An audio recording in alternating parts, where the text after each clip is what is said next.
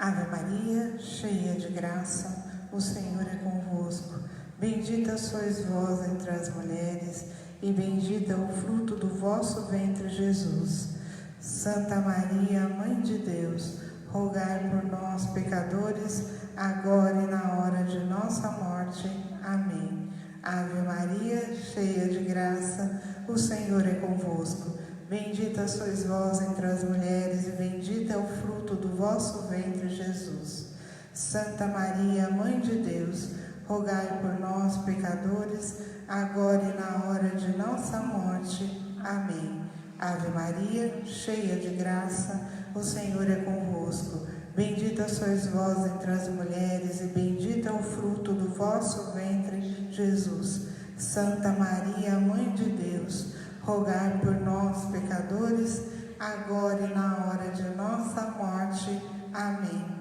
Ave Maria, cheia de graça, o Senhor é convosco. Bendita sois vós entre as mulheres, e bendito é o fruto do vosso ventre, Jesus. Santa Maria, Mãe de Deus, bendita sois vós entre as mulheres, e bendito é o fruto do vosso ventre, Jesus. Santa Maria, Mãe de Deus, rogai por nós, pecadores, agora e na hora de nossa morte. Amém. Ave Maria, cheia de graça, o Senhor é convosco. Bendita sois vós entre as mulheres, e bendito é o fruto do vosso ventre, Jesus. Santa Maria, Mãe de Deus, rogai por nós, pecadores, agora e na hora de nossa morte. Amém. Boa noite, meu povo. Vocês estão no canal correto, tenha essa certeza, porque tudo que tinha que dar errado já deu. A gente ficou sem sinal, começamos a transmissão não ia, mas conseguimos. Quase que eu rezei um rosário aqui, esperando chegar o sinal. A Andréia já estava na terceira dezena já do terço e a gente não conseguia conectar. Vamos fazer uma oração para acalmar o coração. Eu coloquei aí para vocês, acompanhem com a gente.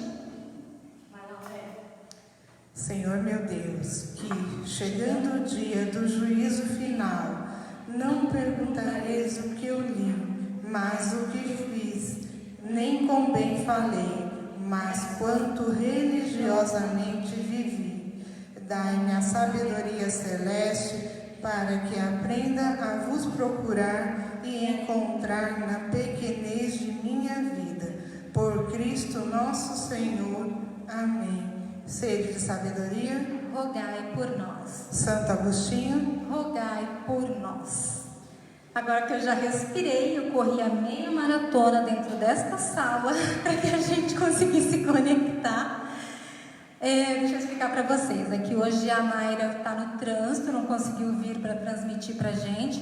Padre Rafael está chegando, então hoje eu não vou fazer o leilão de apostas. Aonde está o Padre Rafael? Cadê o Padre Rafael? Ele está se celebrando, já deve estar terminando, já ele está aqui com a gente. Então não desistam de mim e da Andréia, fique conosco até o fim, eu não estou enrolando vocês.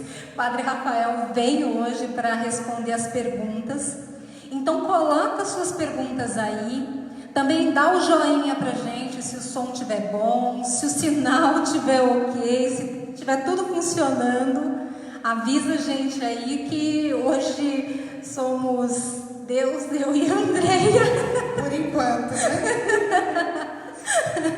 Então, gente, nós já estamos quase finalizando, é o último mês que a gente vai continuar com esse estudo do creio, né? A gente vai aprofundar mais um pouco em outros assuntos, mas a gente já está terminando.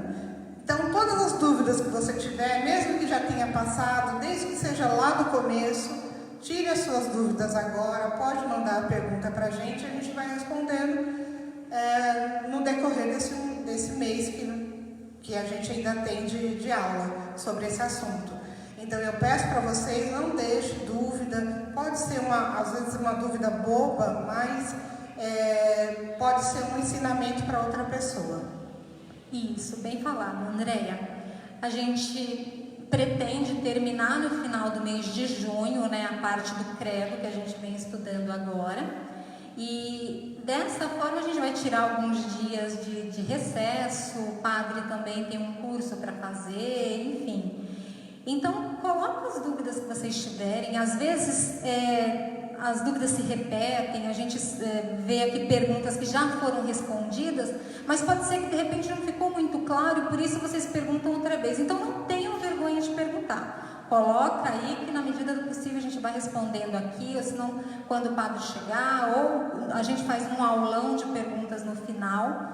Mas o importante é que vocês, assim como nós, aprendam cada vez mais. Eu já disse para vocês aqui várias vezes que para mim tem feito muita diferença poder participar desse projeto, porque eu preciso correr atrás para estudar um pouquinho mais para poder falar para vocês e aprendo bastante aqui com o padre. Então eu espero que essa experiência também esteja sendo da mesma forma para vocês aí do outro lado. E tudo fica lá no YouTube, as aulas passadas, se quiser revisar. Às vezes alguém aqui que não conseguiu pegar as primeiras aulas, pode voltar lá, veja as primeiras aulas, para que a gente tenha um conteúdo integral, né? E também você que é animador de comunidade, que anima algum grupo, pode mandar para a sua comunidade o link, tanto dessa aula de hoje, como as que já passaram. Certo, então vamos adentrar a nossa aula de hoje. Você que está nos acompanhando, né, sabe que a gente está estudando o creio e nós chegamos na parte da igreja. Nós já estudamos que ela é una, santa, católica e hoje nós chegamos no apostólica. E como está aqui, deve estar ruim para vocês lerem por causa do Zoom, mas eu vou ler para vocês. Aqui diz que a igreja apostólica é fundada sobre os apóstolos, fundamentada. Elas têm testemunhas que são escolhidas por Cristo. Ela conserva e transmite com a ajuda do Espírito Santo os ensinamentos e ela continua a ser ensinada, santificada, dirigida pelos apóstolos, é governada pelo sucessor de Pedro e pelos bispos, em comunhão com ele e com inúmeros instrumentos de santificação e de verdade. É um pouquinho do que a gente vai ver na aula de hoje. Para que vocês possam se situar, a gente está no número 847, está no parágrafo 847. A gente começa lá hoje com a igreja é apostólica. Apostólica como assim?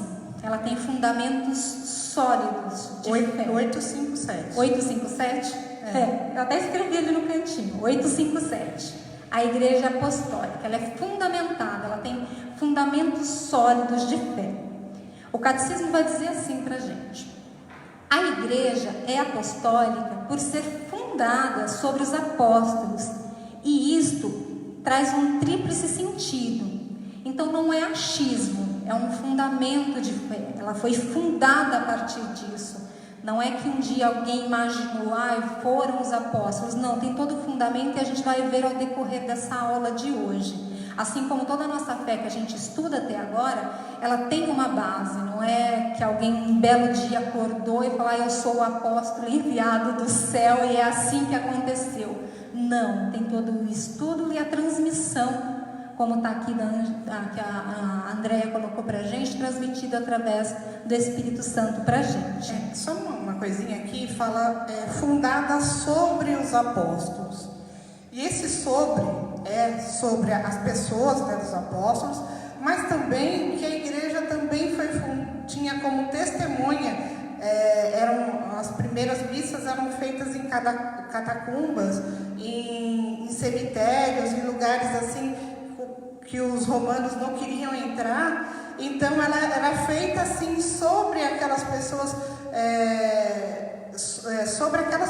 também, literalmente sobre os ossos dos cristãos que estavam mortos também.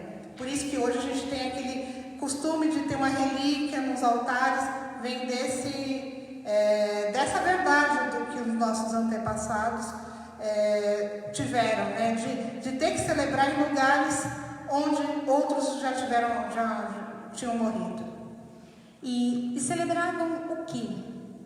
a verdade que eles haviam aprendido com o próprio Cristo, o que eles haviam recebido ali de ensinamento, ide por todo mundo e batizar e evangelizar. Eles receberam ali a missão, e esses apóstolos tinham também como missão o se assemelhar a Jesus Cristo, a levar, a celebrar, a trazer até nós hoje os ensinamentos, o que eles aprenderam com Cristo. A gente vai ver que a nossa igreja, ela foi fundamentada, Cristo foi um dos primeiros apóstolos, o primeiro apóstolo em si, o enviado do Pai.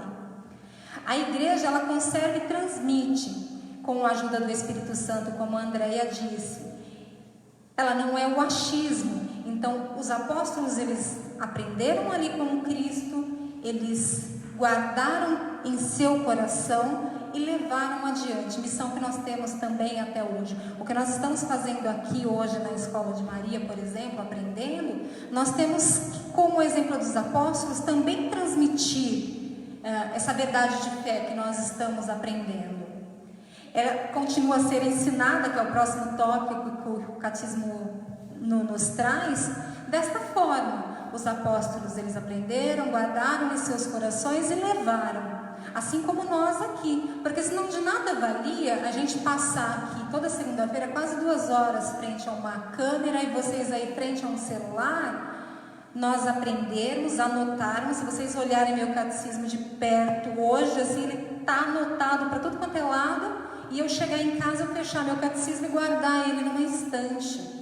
Eu preciso levar essa verdade também, assim como os apóstolos celebravam e levavam aos outros. Um pouquinho mais adiante, se eu estiver falando rápido, vocês escrevam aí. Isso não quer dizer que eu vou falar mais devagar, mas pode ser que eu pare para respirar um pouco, tá bom, gente? Vai dando feedback pra gente aí. Lá no 858, ele vai falar um pouquinho da missão dos apóstolos, né? A doutrina dos sucessores dos apóstolos, enfim. Jesus, como eu disse, é o enviado do Pai, o primeiro apóstolo. Desde o início do seu ministério, chamou a si o que quis, e dentre ele escolheu 12 para estarem com ele e para enviá-los a pregar.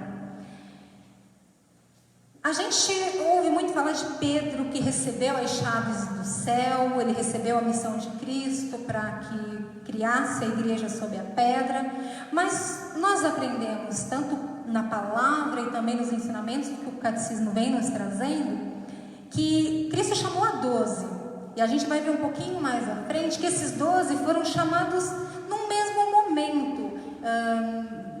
A relação que se faz entre o chamado deles é muito próxima, eles estavam sempre ali muito próximos, eles foram escolhidos. E da mesma forma, Pedro é o que mais nós ouvimos falar, mas todos eles com os seus munus, que é uma palavra que a gente vai ouvir daqui a pouquinho, cada um com a sua qualidade, com o seu servir, atendia a esse chamado de evangelizar ali junto a Cristo, aprender os seus ensinamentos e levar adiante esse testemunho. Então, a igreja nunca foi sozinha, de um só. É aquilo que a gente fala bastante aqui, né, com esse tempo da pandemia, abre e fecha de igreja, e ainda tem gente falando, mas eu rezo aqui em casa, é a mesma coisa. Não, a gente tem a igreja, unir os 12 que foram escolhidos, não é um apenas. Anota isso aí, meu povo. Nos 12, continua a própria missão de Cristo. Como o Pai me enviou, eu também vos envio. Então, Cristo escolhe esses 12, os ensina, vive ali com eles, juntos ali eles criam a própria igreja ali juntos, e depois o Pai pede que eles saiam em missão e saiam para fazer o projeto do Pai, a evangelização, para que chegue até nós. Senão hoje aqui a gente também não teria que estar estudando se os apóstolos 12 lá escolhidos não tivessem cumprido o seu chamado. Jesus associa a missão que recebeu do Pai com o Filho não poder fazer nada por si mesmo. Ele recebe tudo do Pai que o enviou, e assim que Jesus envia, nada podeis fazer sem ele. Então Jesus ele recebe do Pai a missão e transmite. Então, nós, assim como os apóstolos, nada podemos fazer se nós não recebêssemos e não aceitássemos a missão do Pai. Eu nada posso fazer por mim. Tudo que na minha vida, enfim, atendendo ao chamado, é por obra do Espírito Santo. É pelo envio do Espírito Santo, assim como Jesus enviou ali aos seus 12, que saíssem e falassem em seu nome. Deixa eu ver aqui se tem mais alguma coisinha. A gente já pode passar ali para o finalzinho. Peraí, deixa eu só ver mais uma coisinha aqui. Ali no 860. A gente vai ver que no encargo dos apóstolos há um aspecto que não é transmissível. Eles serem testemunhas escolhidas da ressurreição do Senhor e dos fundamentos da igreja. Apesar do Senhor ter chamado os 12, ali num momento muito próximo, os 12 foram escolhidos ao chamado, esse chamado ele é único, é individual. O Senhor ele vai até a Simão Pedro, ele vai até a Andréia, ele vem até a Michele, ele vai fazer um chamado único. Nós precisamos viver juntos em comunidade como os apóstolos viviam, mas é um chamado único e exclusivo. E assim também é o aspecto permanente do seu ofício. Cada um de nós recebe ali a sua missão. Tá ok? Caiu? Tá funcionando? Sumiu, foi tudo aqui. Peraí, gente. Caiu aí? Fala aí pra nós. Foi? Funcionando? Tá? Voltamos, gente. Desculpa, é que sumiu tudo aqui, achei que tinha caído. Vocês avisem a gente aí. Então, aqui voltando, né? A missão divina confiada por Cristo aos apóstolos deverá durar até o fim do século, já que o evangelho que eles devem transmitir é para a igreja em todos os tempos, em fonte de toda a vida. Por esta razão, os apóstolos cuidaram de instituir seus sucessores. Então, os apóstolos, eles recebem a fé individualmente, trabalham, a transmitem de forma coletiva com os apóstolos, com os sucessores de Pedro, que a gente sabe hoje é nosso Papa Francisco, bispo de Roma. E assim a missão do evangelizar foi se perpetuando com essa transmissão, com essa sucessão. Então, quando eu vejo o bispo, o sacerdote, a gente vai chegar um pouquinho mais à frente sobre, não essa divisão, mas vamos chamar de categoria por enquanto, daqui a pouquinho a gente estuda a terminologia correta. É o próprio Cristo, é a persona de Cristo que nós estamos vendo em cada um desses apóstolos que foram os sucessores de Pedro e trazem para nós o Evangelho até hoje. Andréia, agora é contigo, vai lá.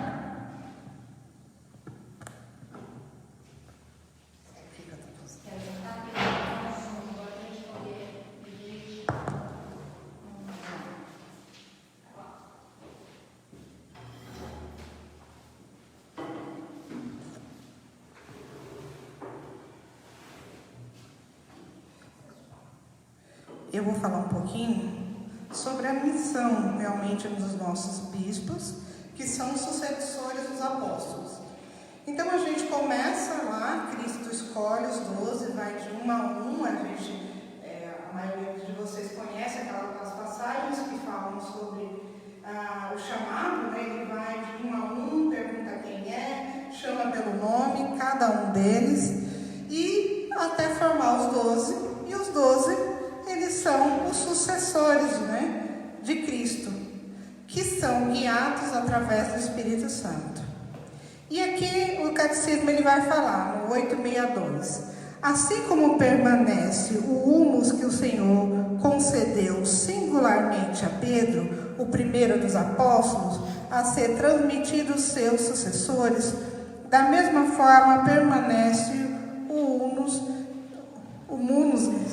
dos apóstolos de apacentar a igreja, a qual deve ser exercido sempre pela sagrada ordem dos bispos. Eis porque a igreja ensina que os bispos, por instituição divina, sucedem os apóstolos como pastores da igreja, Sorte de quem os ouve, ouve a Cristo. E quem os despreza, despreza o Cristo. E aquele Cristo que enviou. Sabe quem falou isso? São Clemente de Roma. Sorte de quem ouve o bispo. Quem ouve o bispo, ouve a Cristo. Quem não ouve o bispo, não ouve a Cristo. Quem despreza o bispo, despreza o Cristo que o enviou.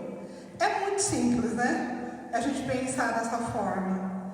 E a nossa diocese de Osasco, que é o nosso local aqui, a nossa diocese local, a nossa igreja local, ela tem, se eu não me engano, 50 paróquias. E de vez em quando o bispo fala assim, eu tenho que receber pelo menos os nomes das pessoas que estão nas paróquias, que estão a serviço nas comunidades, para pelo menos ter uma dimensão de quem vocês são. E o nosso bispo, ele é muito presente. Nós temos, né, a sorte de ter um bispo muito presente e muito influente.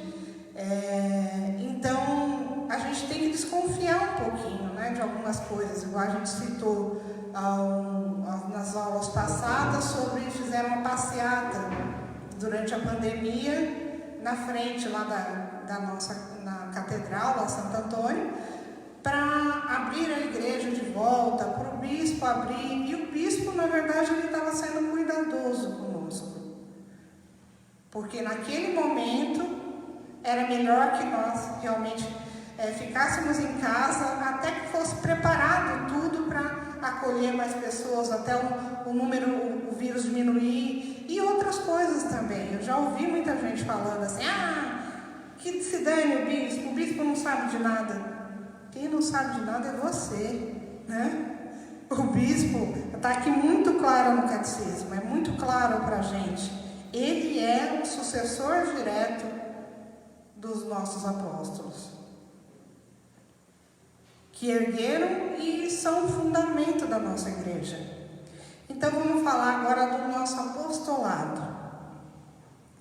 Toda a igreja é apostólica na medida em que, através dos seus sucessores, de Pedro e dos apóstolos, permanece em comunhão de fé e de vida com sua origem. Toda a igreja é apostólica na medida em que é enviada ao mundo inteiro e a todos os membros da igreja, ainda que de formas diversas, participam desse envio. Vocação cristã, também por natureza da vocação ao apostolado.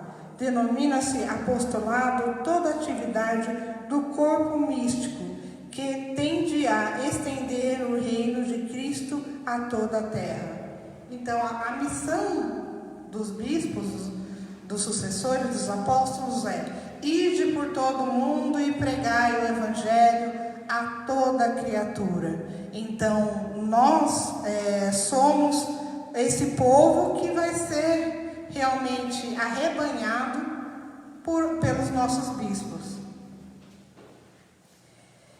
E aqui vai se falando, né? A igreja, que é una, santa, católica, apostólica, na sua identidade profunda e última, porque nela já existe e será consumado até o fim dos tempos, até que o reino de Deus, reino dos céus, venha. E como, da mesma forma que Cristo é o enviado do Pai, os nossos bispos, eles são também enviados de Cristo e que governam a igreja, dirigem a igreja através do Espírito Santo. O Espírito Santo que está aqui, ela conserva e transmite com a ajuda do Espírito Santo. Nada acontece na igreja sem a ação do Espírito Santo. Não se reza uma Ave Maria sem a ação do Espírito Santo.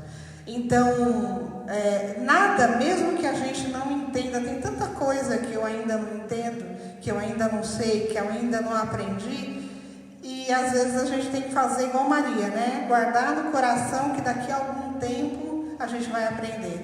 Então, tem muita coisa que eu ainda não sei, e aí eu vejo muita, hoje com a internet todo mundo tem opinião, né?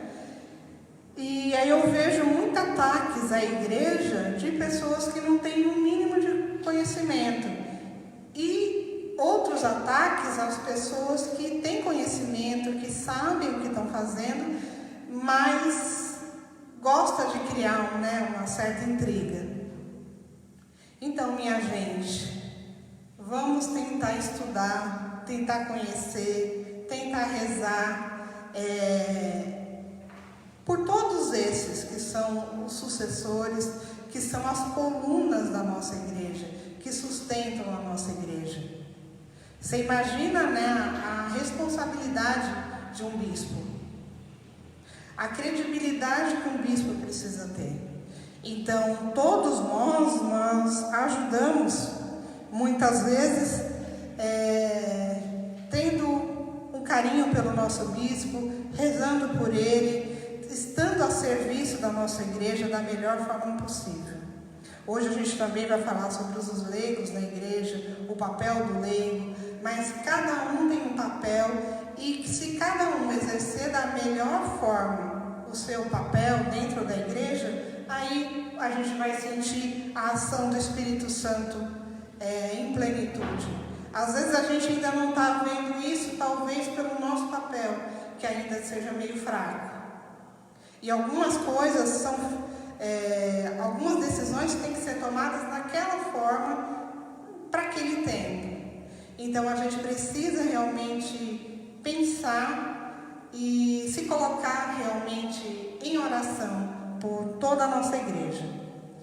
E o que é esse corpo místico da igreja? Esse corpo místico, ele somos nós que estamos aqui, que somos essa igreja que a gente vê, que é a igreja militante, que ainda está aqui, está esperando a hora de partir para o céu, e a nossa igreja celeste, que já está lá no céu, e a nossa igreja que ainda está padecendo. Então, toda a igreja, todas essas três realidades, ela pertence a esse corpo místico da igreja. A gente vai falar um pouquinho mais para frente sobre isso, quando a gente falar da comunhão dos santos. Então, a gente vai falar mais sobre esse corpo místico. Então, todos nós, toda a igreja, ela vive em volta do próprio Cristo, Ela é esposa de Cristo e está aqui para servir e para amar o próprio Cristo. Então, isso é uma visão que a gente precisa ter sempre da igreja. Não é a igreja dos outros, a igreja... eu não acredito na instituição. Ela é uma instituição realmente, não só um CNPJ. Ela é muito mais do que uma instituição.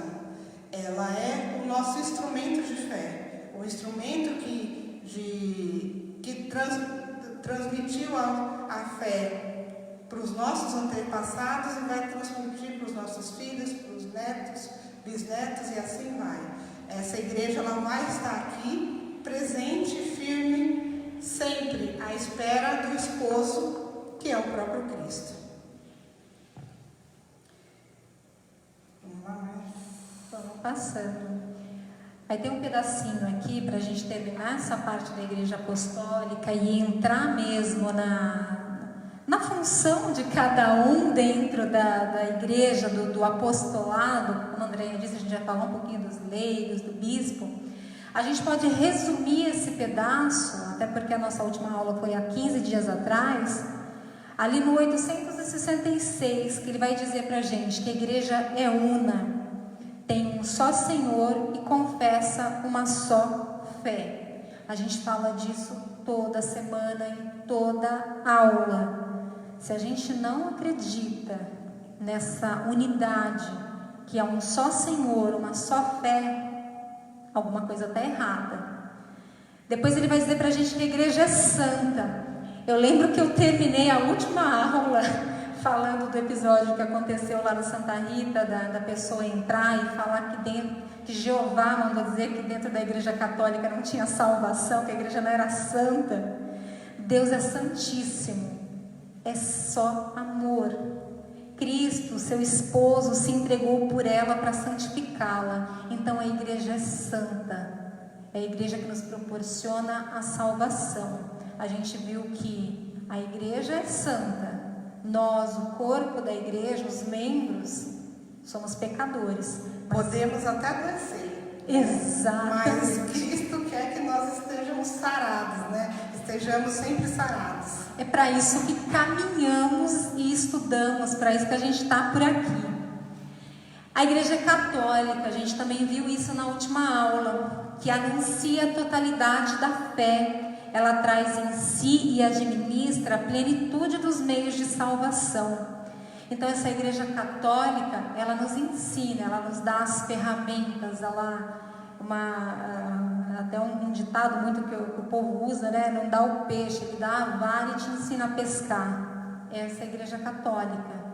Porque senão, por ela ser santa, a gente podia ficar ali bem tranquilinho em casa, na nossa. Hoje está frio, você está lá enrolado e não buscar conhecer cada vez mais sobre a sua fé. A igreja é santa, eu vou me salvar de qualquer forma. Não, essa catolicidade, ela nos dá essa ferramenta. E hoje a gente viu que ela é apostólica, que ela é constituída sobre os fundamentos duradouros dos 12 apóstolos do Cordeiro. Então aqueles 12 lá do começo, que foram escolhidos por Cristo, viveram na amplitude do que foi lhes pedido, do que foi ensinado, da missão que lhes foi dada, do envio que lhes foi feito. Por isso chegou até nós hoje. Então, desta forma, a gente pode concluir que a igreja é una, santa, católica e apostólica. Não vou conseguir os 4 dedos assim, é mais fácil. A gente entende desta forma sobre esse estudo, sobre essa parte do credo, do creio que nós professamos todos os domingos na Santa Missa, que devíamos professar todos os dias de nossa vida. A única igreja de Cristo que no símbolo confessamos, una, santa, católica, apostólica, subsiste na igreja católica, governada pelo sucessor de Pedro e pelos bispos em comunhão com ele. Embora fora da sua estrutura visível, se encontrem numerosos elementos de santificação e de verdade. A igreja é santa, nós os membros ainda somos pecadores, mas dentre os membros pecadores podemos nos tornar santos. A gente viu vários exemplos disso e é isso que a gente busca incessantemente. Pelo menos eu tenho tentado, por mais difícil que seja. Quem foi que disse que seria fácil? Mas é essa a nossa meta, o céu. Espero que seja a sua aí também. Escreve pra gente se é essa a sua meta também, se é isso que você está buscando. É a sua, Andréia? O evangelho de hoje é o evangelho das bem-aventuranças, né? Quem segue, que lê o evangelho do dia, que deveria, né, fazer a leitura, todos nós deveríamos fazer. Desculpa. É o evangelho das bem-aventuranças. E lá ele fala assim, né? É aquele que sofre, aquele que é pequeno, aquele que é pobre, aquele que é triste, esses vão herdar o reino de Deus. Não porque é só para um grupo seleto, mas é para todos aqueles que se empenharam em viver a palavra de Deus aqui na terra. É o que a gente passa a ver agora, ali no 871, que é o parágrafo 4, dentro desse adendo que fala sobre a igreja, que vai falar sobre os fiéis de Cristo, a hierarquia dos leigos e a vida consagrada. Não a hierarquia dos leigos, deixa eu ler corretamente aqui, o português mandou lembrança, gente. Os fiéis de Cristo, hierarquia, leigos e vida consagrada. A partir desse momento aqui do estudo no parágrafo 4, a gente lembra que a gente estudou um pouquinho mais para trás sobre o sacerdócio, somos sacerdotes, profetas e reis. Todos nós somos sacerdotes. Deus, ele nos chama, cada um de uma forma, cada um tem o seu chamado. Somos enviados, assim como os 12 apóstolos, cada um a seu modo, cada um a sua forma. E a gente vai ver um pouquinho sobre cada um desses, o papel de cada um desses dentro do envio, dentro do chamado. Quem somos nós, os fiéis de Cristo, dentro dessa estrutura, dentro dessa hierarquia da igreja? Fiéis são os que, incorporados a Cristo pelo batismo, foram constituídos em povo de Deus e assim feitos participantes a seu modo do munus sacerdotal, profético e régio de Cristo. São chamados a exercer, segundo a condição própria de cada um, a missão que Deus confiou para a igreja para cumprir no mundo. Esse parágrafo nada mais, nada menos quer dizer que todos nós batizados somos chamados, somos sacerdotes, recebemos o munus, que é a tarefa, o dever, a obrigação, o chamado de ser. Então todos nós, fiéis batizados, se você aí que está nos acompanhando é batizado, você tem esse chamado. Então você está dentro desses fiéis que formam o povo de Deus, que foi confiado por Ele, por esse povo que é sacerdote, é profeta e é rei. E entre todos os fiéis de Cristo, pela sua regeneração em Cristo, vigora no que se refere à dignidade e atividade una, verdadeira, pela qual todos, segundo a condição, os munus próprios de cada um, cooperem na construção do corpo de Cristo. Então, todo batizado, ele tem a essência missionária dentro dele. Quando a gente recebe o batismo, recebe o Espírito Santo, se torna líder, é lavado dos nossos pecados originais, renasce para a vida em Cristo, nós temos a essência missionária dentro de nós.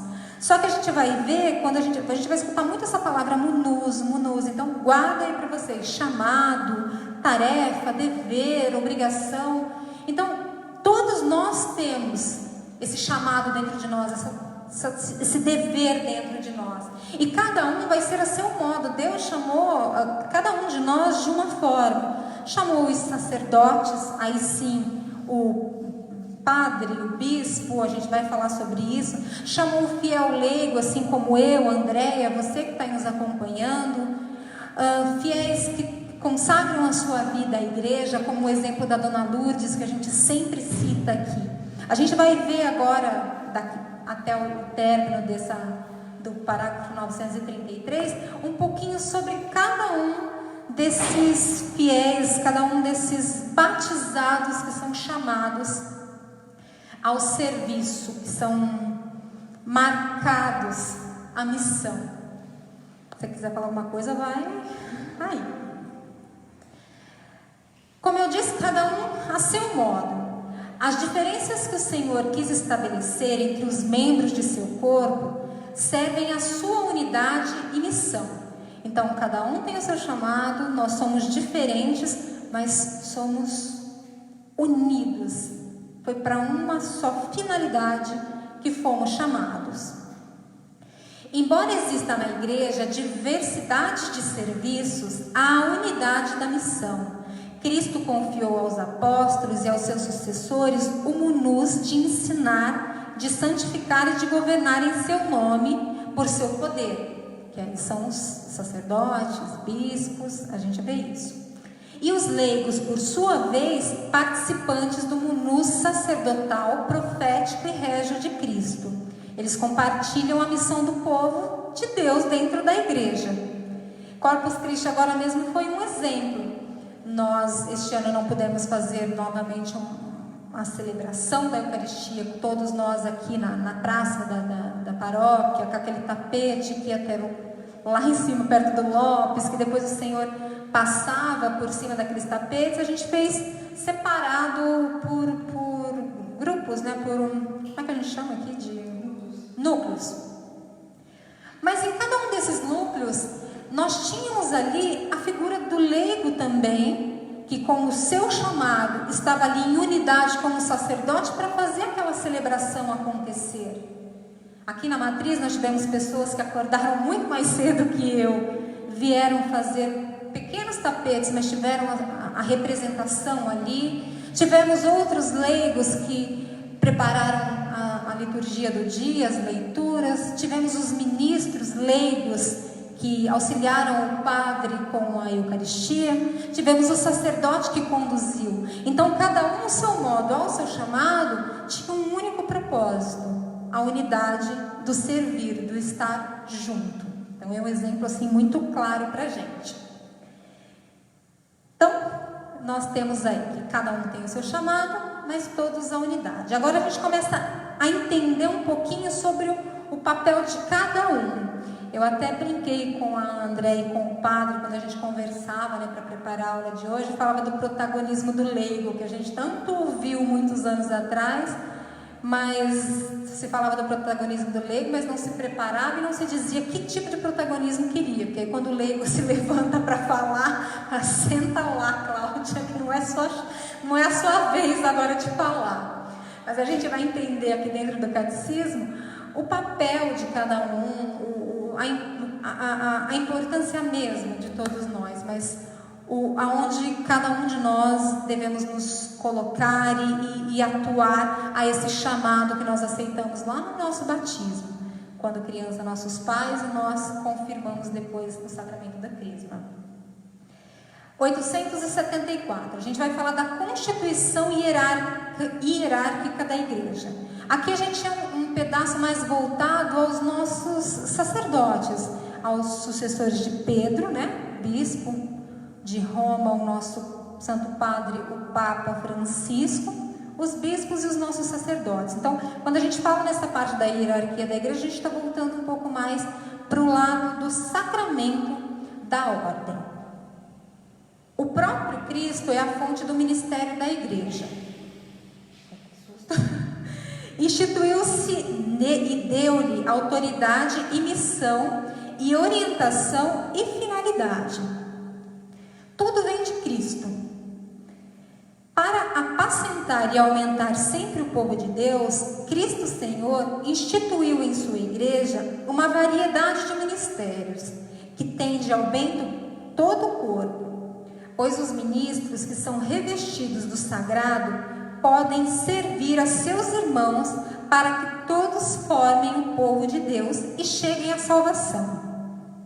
Então, uma coisa que a gente precisa entender: tanto nós, leigos, como os 12 apóstolos lá com Cristo, os nossos bispos, os padres, todo o nosso chamado, a unidade do nosso chamado, ela tem como fim único servir ao povo de Deus para que juntos cheguemos à salvação. Como eu disse, a nossa meta. Então, se o teu chamado, também, enfim, existem também alguns sacerdotes mínimos, mas enfim, se ele não está voltado ao servir ao povo para chegar à salvação, tem que parar, dar aquela repensada e ver se você entendeu de fato a fé que professa, o credo, de forma íntegra.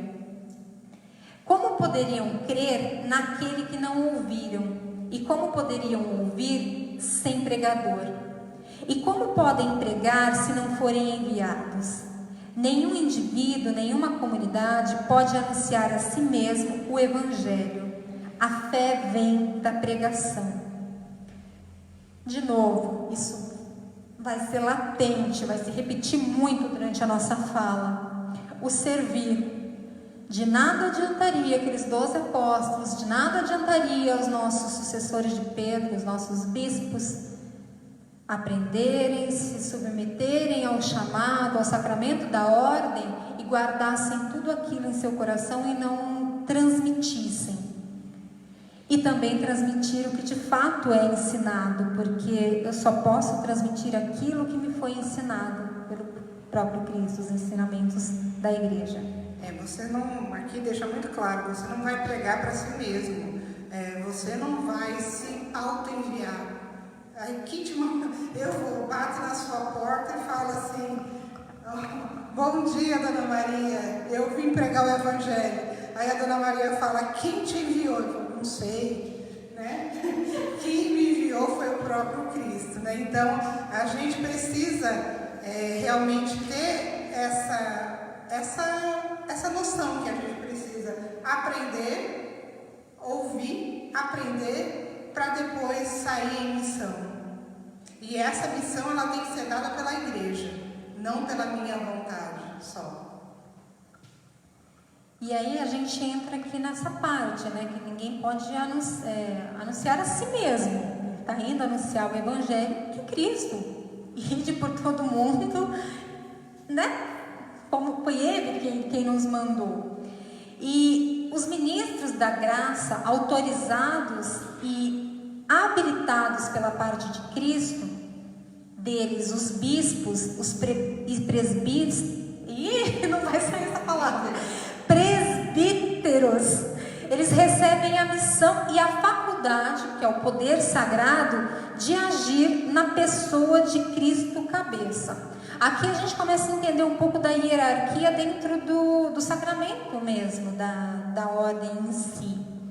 Somente os nossos bispos e os nossos padres, eles têm o poder, eles têm a ação, eles têm a graça de serem enviados e transmitirem os sacramentos em nome de Cristo, que é a cabeça da igreja. Quando a gente está na Santa Missa, o padre está ali celebrando, é o próprio Cristo que está ali, porque eles receberam esse poder, essa graça de ir pelo mundo evangelizando como a cabeça, a pessoa, a cabeça de Cristo, não só mais o corpo como nós, a igreja, mas sim a cabeça. E dentro dessa vida consagrada, o Padre Rafael depois pode explicar um pouquinho melhor para a gente, dos votos feitos, nós também vamos ter os diáconos, que diferente dos bispos e dos padres, eles podem sair pelo mundo evangelizando, falando de Cristo, mas eles não têm a ordem, eles não têm o poder da cabeça de Cristo. Eles falam em nome da Igreja Santa, eles falam do Evangelho de Cristo, mas diferente dos nossos bispos, a essa hierarquia. Eles dedicaram também, até aquele momento, a sua vida ao servir, aos votos de castidade, pobreza, enfim. Mas eles ainda não alcançaram o grau, o sacramento da ordem em si, para se tornarem as pessoas, as cabeças de Cristo, como os nossos bispos e sacerdotes. Alguns se tornam diáconos permanentes, então nunca chegam ao sacramento da ordem, por opção, por escolha. Depois o padre pode explicar isso melhor para a gente. E outros ainda em condição. Vocês mesmos vão se recordar de quando o padre Rafael, Daniel se tornaram diáconos, um ano após se tornaram presbíteros. Vamos lá. E a tradição da igreja chama de sacramento este ministério, pelo qual os enviados de Cristo fazem e dão por dom de Deus o que não podem fazer e dar por si mesmo. O ministério da igreja é conferido por um sacramento específico.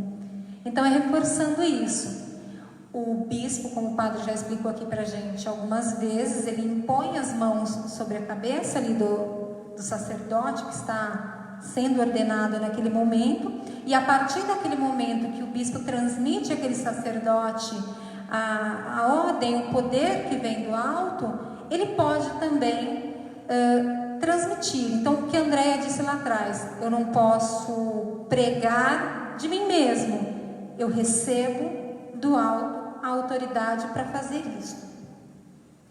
E aí temos que é ligado a esse sacramento a natureza sacramental, que é o ministério eclesial, a ordem, como eu disse, que é o caráter do serviço, que inteiramente depende de Cristo, que dá a missão e a autoridade. Então se tornam servos de Cristo porque receberam a autoridade para isso. E aí tem a natureza sacramental, que é o ministério eclesial, que existe como caráter colegial. E o colégio que a gente vê aqui é uma denominação dos 12 apóstolos lá, que formam esse colégio eclesial. Que desde o início do ministério, o Senhor Jesus instituiu os 12, que são os germes do novo Israel. E ao mesmo tempo a origem da sagrada hierarquia. Eles foram escolhidos conjuntamente, como eu disse lá atrás, e são enviados conjuntamente. A união fraterna está sempre a serviço da comunhão de todos os fiéis. E essa união é um reflexo e o testemunho da comunhão das pessoas divinas. Depois a gente vai ter a natureza sacramental do ministério eclesial, que aqui tem uma palavra que o Padre Rafael ia gostar de falar, né? Que haja um caráter pessoal. Os ministros de Cristo em comunhão agem também de maneira pessoal, cada um é chamado pessoalmente. Aí tem a passagem aqui em João 21, versículo 22, que diz: tu me segue. Os apóstolos, como eu disse lá atrás, foram chamados juntos, mas cada um de forma individual. Foram chamados de forma pessoal. E eles saem fazendo essa evangelização, fazendo esse trabalho de forma pessoal também, levando ali os sacramentos de forma pessoal. Isso, sempre para a pessoa, né? Quando a gente está ali na missa, quando tem renovação das promessas, a gente sempre fala: renuncio, creio, a minha pessoa, é sempre pessoal. Jesus, ele vai sempre me buscar pelo meu nome, e eu também vou receber a minha missão e sou responsável pela minha missão individual, mesmo que eu esteja dentro de uma comunidade, mesmo que eu esteja dentro de uma paróquia, eu tenho a minha missão individual. E aí, um pouquinho mais à frente, o ministério sacramental na igreja é um serviço exercido em nome de Cristo, que tem caráter pessoal e forma colegial. Isso verifica-se nos vínculos entre o colégio episcopal e o seu chefe, que é o sucessor de Pedro, em relação a esta responsabilidade pastoral do bispo por sua igreja particular e a solicitude comum do colégio episcopal pela igreja universal. De novo, parece repetitivo, mas é em unidade. Como a gente estudou lá no comecinho, quando a gente falava das igrejas, né? Que a igreja... Ai, eu esqueci o nome, Andréia. Que não tem Pedro, que não tem o Papa, o Bispo como o chefe.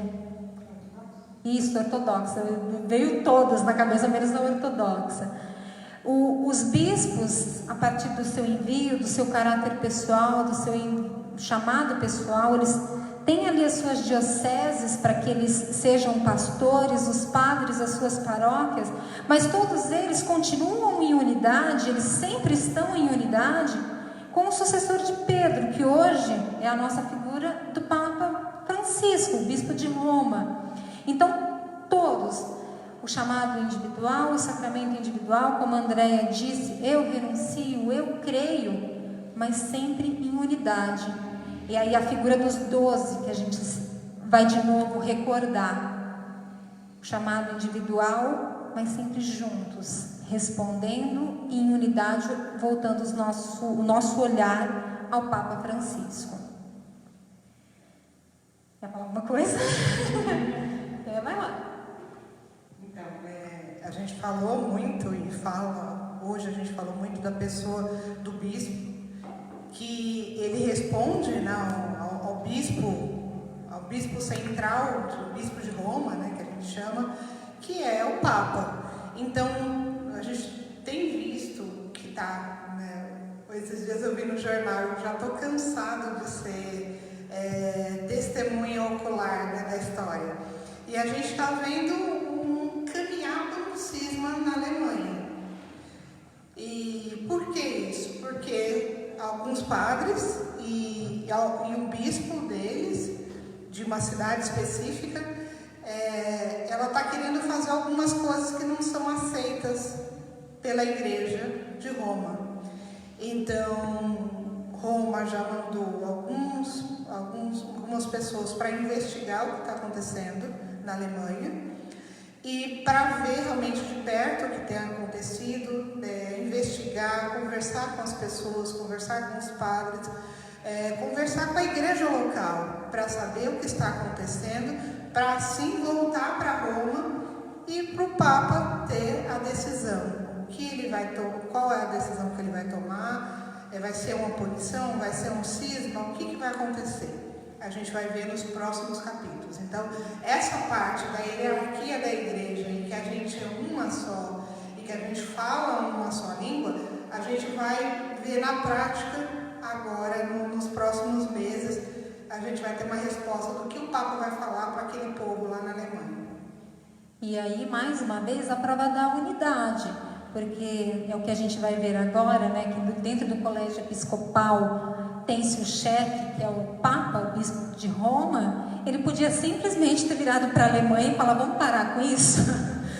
Mas não, ele mandou investigar, ele vai entender, ele vai, enfim, discernir à luz do Espírito Santo o que fazer.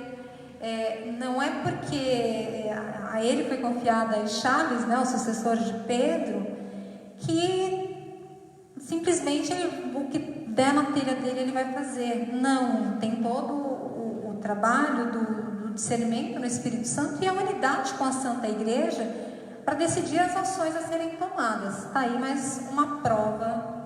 Uma vez eu vi uma pessoa falando assim, que a igreja não era igual aquele mosquitinho, sabe, que você tem da banana, das frutas, que fica lá o tempo todo, que ele muda de direção muito rápido. A igreja não, ela vai numa direção só, ela não fica indo, voltando, indo e voltando.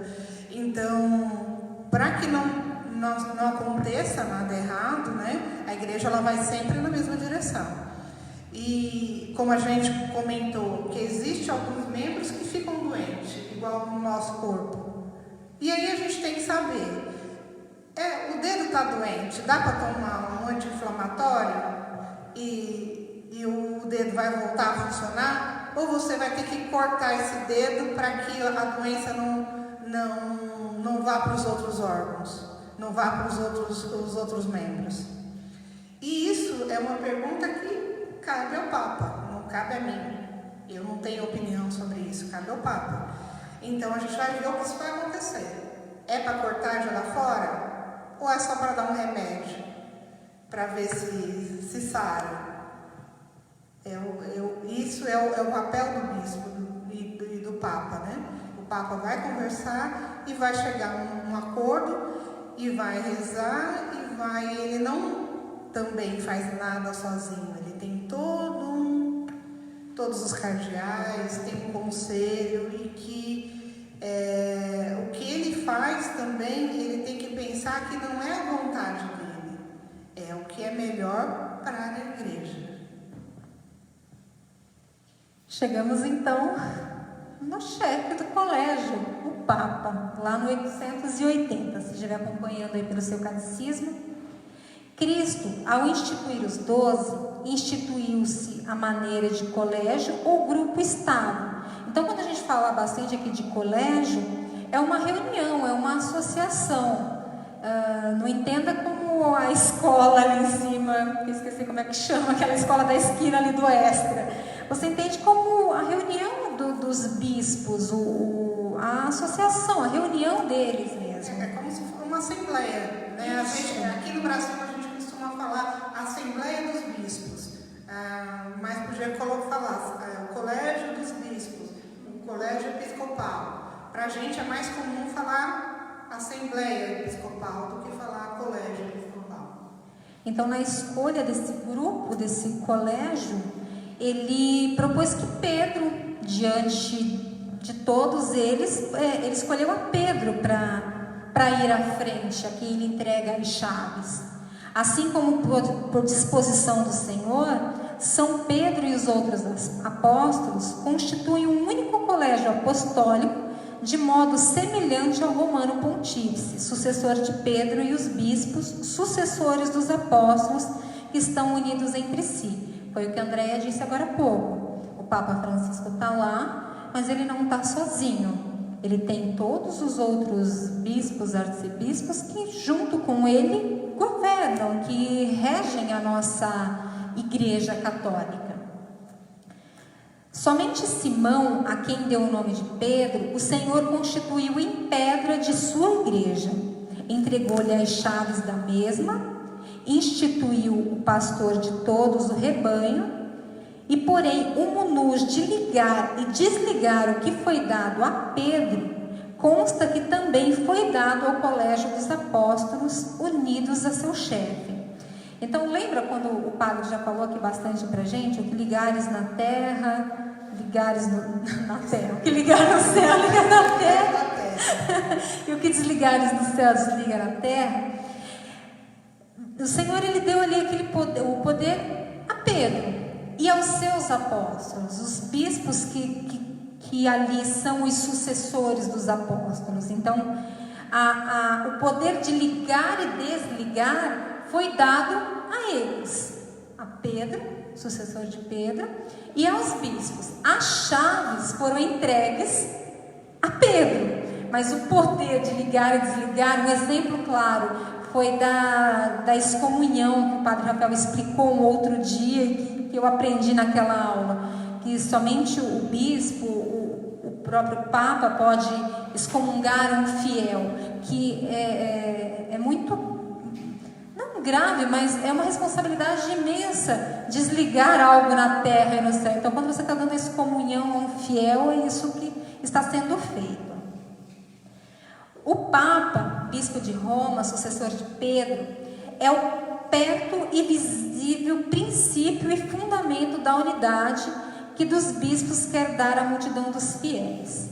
Com efeito, o pontífice romano, em virtude do seu munus, que é a sua obrigação, o seu dever, o seu chamado, de vigário de Cristo e pastor de toda a igreja, possui na igreja poder pleno, supremo e universal, e ele pode exercer sempre e livremente o seu poder.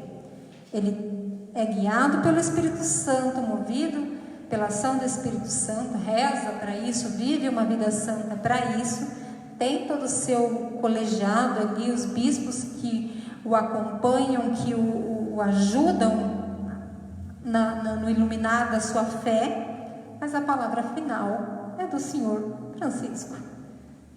Iluminado pelo Espírito Santo. Exatamente. Sempre, a gente sempre iluminado pelo Espírito Santo, a gente não esquece aqui, ele sempre vai andar guiado pela Santíssima Trindade, sempre em favor do Espírito Santo, que nós como católicos acreditamos que o Espírito Santo ele paira sobre a nossa igreja.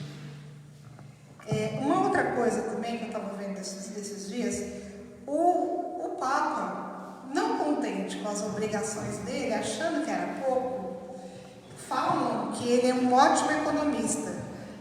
E aí ele resolveu fazer umas contas e viu que as contas não estavam batendo sobre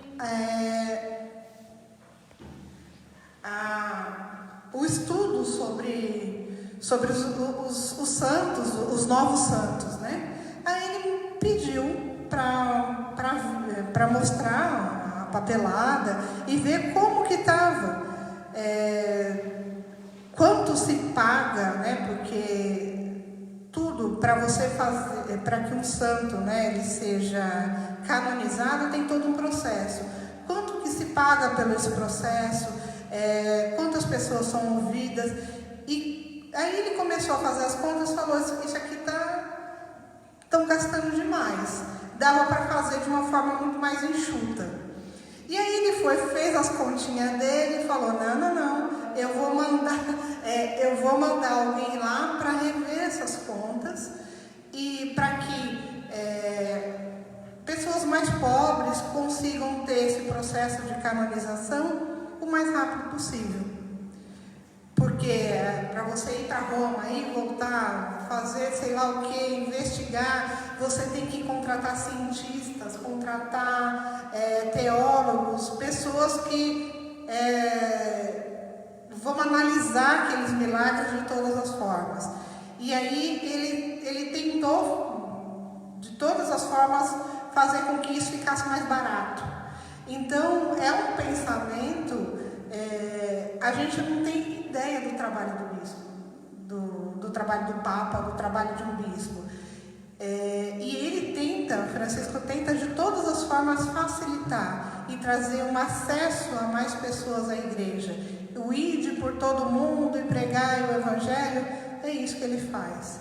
Tem gente que reclama, ele viajou para um país que não é católico ou que tem uma minoria católica. Será que a viagem dele não traria mais católicos para aquele lugar, o ide por todo mundo? Então, o Papa Francisco ele tem sempre um olhar diferente do que uma outra pessoa teria. E ele foi lá, viu as continhas e falou, não, dá para fazer mais barato. E esse é o espírito, acho que também da nossa igreja, tentar ser sempre mais acessível a todos, e que todos, se eu como leiga, eu possa viver o meu chamado e a minha missão da melhor forma possível. E ele como Papa, ele pode falar assim, deixa eu dar uma olhada lá na paróquia da Vila Piauí e vou ver como é que está. Sim, olhar no mapa e falar, vamos lá ver. Ele pode, porque ele é bispo da igreja toda. Adiante um pouquinho, a gente já está ali por volta do 884, tá? Para vocês se situarem por aí.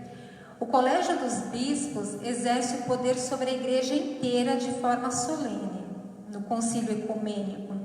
Não pode haver concílio ecumênico que, como tal, não seja aprovado ou menos reconhecido pelo sucessor de Pedro. É um pouco do que a gente falou agora, do concílio, reunião dos bispos, para se deliberar sobre determinado assunto, precisa também da aprovação do sucessor de Pedro, movido pelo Espírito Santo, como a gente disse. E esse concílio, eu falo, mas ecumênico com quem? Com Deus é amor, com a universal, com a congregação, com a Assembleia de Deus? Não, é ecumênico com a Igreja Ortodoxa. Por quê? Porque eles têm uma doutrina muito próxima, praticamente quase que igual. São pequenos detalhes que geraram cisma, mas eles seguem muito parecidos. Então, por isso que é ecumênica com essas igrejas que são que tem uma doutrina muito parecida. Não é ecumênico com uma igreja que não tem nada a ver. Com a campanha da fraternidade. Vamos pular essa parte, sem assuntos polêmicos, enquanto o padre não chega. Os bispos, agora a gente passa a olhar um pouquinho mais para o bispo, não o de Roma, mas de uma forma local. Os bispos, individualmente, são o visível princípio e fundamento da unidade em suas igrejas particulares, que são as nossas dioceses. O nosso bispo aqui, Dom João Bosco, a sua igreja particular é a diocese de Osasco, como a Andréia citou agora há pouco.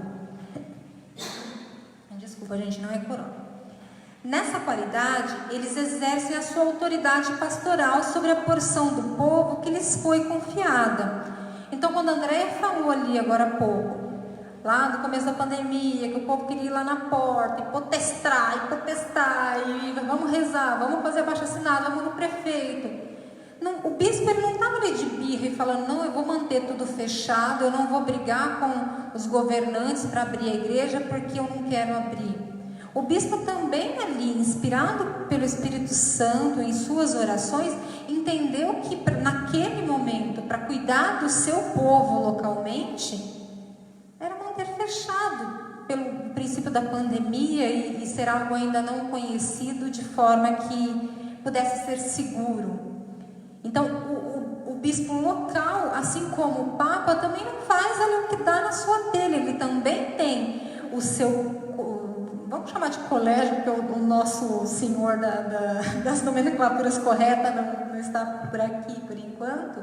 Mas ele também tem os seus que com ele deliberam, o seu grupo, o seu colégio episcopal que vai com ele ali também tomar as decisões. Ele não age sozinho também. Ele age pelo bem do seu povo localmente, pela sua diocese, as paróquias que a englobam, mas também no mesmo princípio que o bispo de Roma. As igrejas particulares e vizinhas e as culturas homogêneas, a mesma coisa. A Andréia falou do concílio ecumênico, da conversa com a igreja ortodoxa. O nosso bispo aqui, Dom João, ele também está em conjunto com as dioceses vizinhas, com os nossos bispos da redondeza. Eles sempre também estão em contato e da mesma forma, rezando e entendendo o que é melhor para o seu povo, qual a melhor forma de levar o Evangelho ao seu povo, que somos nós. A gente chega agora ali no Munus de Ensinar, ali no 888. Os bispos, junto com os presbíteros, que são os nossos padres, eles, os seus cooperadores, têm como primeira tarefa anunciar o Evangelho de Deus. Padre Rafael, que daqui a pouco deve estar aqui com a gente, tem entendido muito bem isso. Nas Santas Missas, Padre Valdir também, nas suas homilias, no exortar o povo, em levar para o povo o Evangelho de Cristo. Padre Rafael um pouco mais fazendo estudo conosco aqui. Então, a função dessa parte, dessa hierarquia da igreja que nós estamos estudando, ela tem como primícia, como ponto de partida o evangelizar. É o servir. Lembra que a gente falou um pouquinho antes? E para manter a igreja na pureza da fé transmitida pelos apóstolos, Cristo quis conferir à sua igreja uma participação em sua própria infabilidade. Ele que é o verdadeiro. Pelo sentido sobrenatural da fé, o povo de Deus se atém indefectivelmente à fé, sob a guia do magistério vivo da igreja. Então, a função dos nossos bispos, dos nossos sacerdotes, em transmitir o Evangelho, vem toda desse princípio da fé de Cristo transmitida aos seus apóstolos. Alguma coisa? Pode? Oi? Gente, André está dizendo que não está na hora de dizer tchau. Então deixa eu só correr mais um pouquinho para a gente terminar só esse pedaço.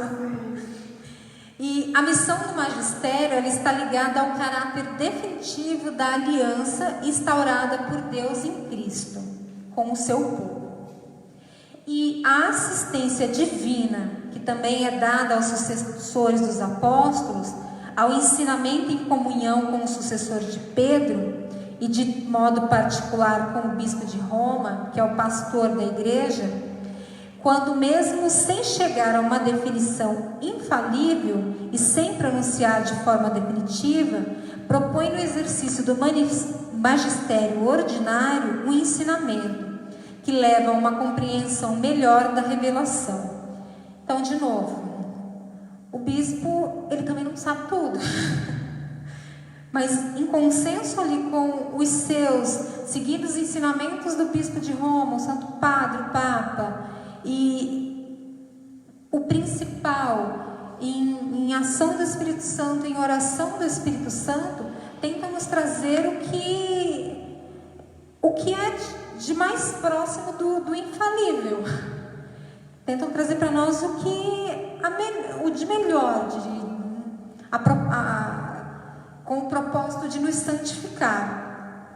É essa uma das responsabilidades do bispo, nos trazer a santificação, nos trazer o caminho, como eu disse, nos dar ali as ferramentas e o caminho por onde a gente deve perpassar para alcançar a nossa santidade.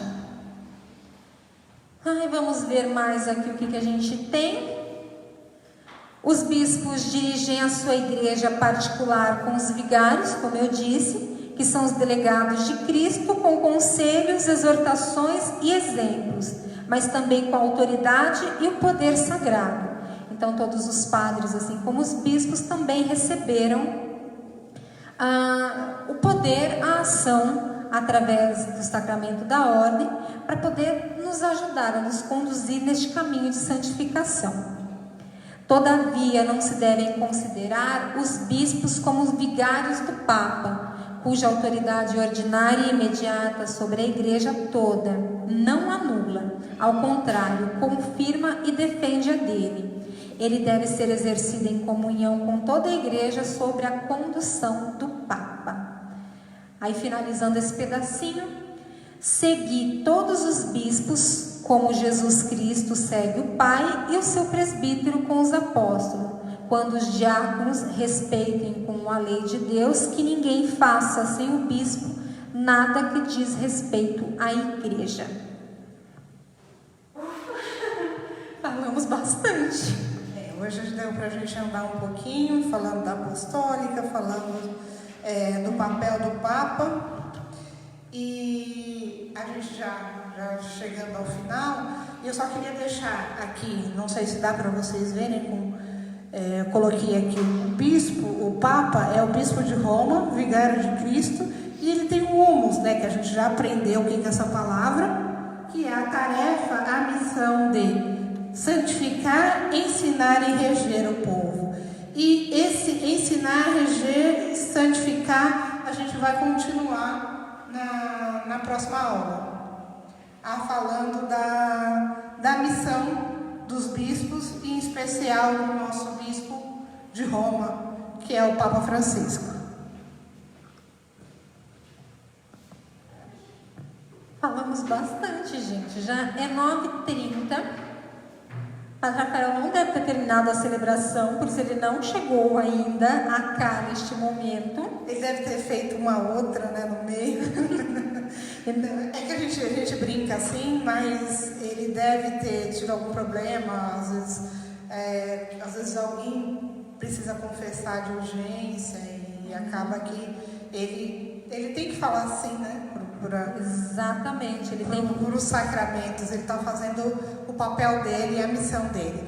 E aproveitar que ele não está aqui e também falar uma outra coisa, que eu acredito que tem muita gente que agora, nós estamos agora com 20 pessoas. 30? No meu aparece aqui 20. Então, para uma paróquia tão grande como a nossa, 20 pessoas é muito pouco. Não que a gente esteja reclamando disso, mas o Padre Rafael, tirando o dia de hoje, né, ele está sempre disponível, e hoje, segunda-feira, era um dia de descanso, ele se coloca para o ensino, para nós. Vocês podem ver, tem muito padre que está fazendo cursos fechados. Cursos que você tem que pagar, que até fica muito caro até para a gente pagar para ter esse ensinamento. E ele está fazendo de graça, de boa vontade. Eu sei que, né, tem pessoas que têm dificuldade na internet, em acompanhar tudo, não gosta, mas faz um esforcinho, manda o link para mais pessoas, manda individualmente para a sua comunidade. Para o seu grupo em especial, para a gente realmente dar valor enquanto a gente tem. A gente que já está nessa paróquia há bastante tempo, a gente sabe o quanto é difícil encontrar um padre que tenha capacidade, paciência e tempo para ensinar. Às vezes ele se dobra em 2, em 3, para estar aqui no horário e para estar aqui para ensinar a gente. Então vamos fazer de boa vontade, tentar ser mais assíduos, não por mim nem pela Michele, mas por uma oportunidade de estar com uma pessoa que possa ensinar para a gente um ensinamento que a gente possa levar para a nossa vida, já que a gente escolheu ser católico. Né? A gente escolheu ser crismado, a gente escolheu ser católico, então vamos conhecer e amar a nossa igreja. Eu falo por experiência própria. Em 2019, eu comecei a fazer a teologia lá na diocese, em Osasco. E era uma loucura, porque eu fazia pedagogia durante a semana e no sábado de manhã, o sábado todo, praticamente eu fazia teologia. E quando eu comecei a fazer o segundo ano, no começo de 2020, veio a pandemia e a diocese não tinha estrutura para que a gente pudesse fazer de forma online. Então o meu curso parou, eu fiz o primeiro ano e eu parei. E a oportunidade de integrar o grupo da Escola de Maria, que começou com o Marcelo, o André e o padre, e depois eu vim para ajudar, eu já avancei mais do que eu estava estudando com a teologia. Então, se nós nos dedicarmos o mínimo possível, a gente já vai estar aprendendo muito. O mínimo que a gente aprender vai ser muito, porque diferente dos outros tantos dentro da nossa paróquia que não estão acompanhando, os 23 que estão com a gente agora, com certeza vai estar fazendo diferença na vida de vocês, assim como está fazendo na minha, e eu acredito que da Andréia também, que toda aula é uma forma da gente aprender um pouco mais. Hoje, por exemplo, a gente falou até um pouco mais do que estava partilhado para que a gente fizesse. Então, isso faz a gente buscar, aprender, tirar dúvida, conversar entre nós e buscar para poder estudar junto com vocês. Então, aproveitem essa oportunidade, compartilhem com as pessoas que vocês conhecem dentro da comunidade. Vamos aproveitar, meu povo, não deixar passar não, porque é uma oportunidade única. Deixa eu só ver se teve pergunta, alguma coisa, gente. Segunda-feira que vem a gente responde com o Padre Rafael. Não vai dar tempo dele chegar mesmo. Porque a gente vai terminar no próximo encontro esse assunto sobre a igreja, e aí vocês podem mandar as perguntas para fechar. Deixa eu só ler aqui um comentário da Eridan. Eridan está sempre conosco, encontrei ela na missa ontem também. E através do nosso batismo, que recebemos o Espírito Santo, passamos a ser filho de Deus e chamados para um só Deus, uma só Igreja Católica Apostólica, una, santa, onde temos que viver Jesus Cristo na Eucaristia. Tudo pela nossa salvação e também chamados a servir e levar o Evangelho a todos como Jesus enviou. Aí tem um monte de mensagens fofas que eu não vou ler. Mas agradecer a presença, a paciência de vocês com a gente. Assim como vocês, a gente também está aprendendo. E vamos fazer a nossa oração final. E voltamos na próxima segunda-feira, 8h03, 8h05, assim que a internet nos permitir. Se demorar um pouquinho das 8, você já começa as orações aí pra gente entrar. E tudo isso, gente, também é graça de Deus. A gente não tinha Pascom até um ano e pouco atrás, né? E tudo foi criado na pandemia com a necessidade. Então, é tudo meio que ainda já foi mais improvisado, mas agora está caminhando e vai caminhar muito mais. Se assim, a internet, como a gente já falou em outras aulas, é um campo para evangelizar. Então, que a gente tenha também essa consciência, reze pela Pascom, para que ela seja cada dia mais forte e mais presente. Vamos à oração. Certo? A Erida disse que era para ler sim as mensagens. Eu vou ler só dela então. Amo muito vocês. Agora vamos rezar, meu povo. Já coloquei a oração aí. Vamos lá, André. Sirva a vós, Senhor Deus, tudo o que faço, leio e escrevo. Tudo o que penso, digo e entendo. De vós comece e por vosso meio toda a minha obra termine. Amém. Ave Maria, cheia de graça, o Senhor é convosco. Bendita sois vós entre as mulheres, bendito é o fruto do vosso ventre, Jesus. Santa Maria, Mãe de Deus, rogai por nós, pecadores, agora e na hora de nossa morte. Amém. Mãe do Santíssimo Salvador, rogai por nós. E rezem pelos nossos sacerdotes, tá, meu povo? Tchau para vocês. Eu vou tchau. Eu vou aqui desligar a câmera. Até a próxima. Tchau.